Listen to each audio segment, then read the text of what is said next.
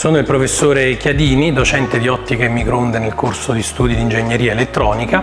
Qui siamo nel laboratorio di ottica e microonde, due concetti che apparentemente sono molto lontani tra di loro. Ottica ci richiama le cose del visibile, le microonde tutt'altri concetti, però in realtà sono entrambi campi elettromagnetici. In questo laboratorio ci occupiamo proprio di microonde applicate, in particolare all'elettronica, quella che utilizziamo comunemente nel quotidiano, dal forno al microonde, fino ad arrivare ai dispositivi che sono integrati nella circuiteria del telefonino, ad esempio come l'elemento cardine.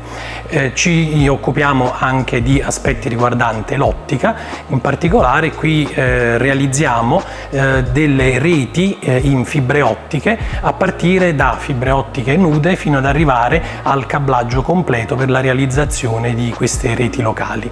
Entrambe le tecnologie sono ampiamente utilizzate nell'ambito dell'ingegneria elettronica come sicuramente adesso è ben noto, le reti in fibra ottica vengono utilizzate per esempio nella realizzazione di reti locali ad elevatissima trasmissione necessaria per esempio per la trasmissione di grosse mole di dati, per esempio nel caso dell'Hi-Fi, quindi della riproduzione di segnali con elevatissima precisione.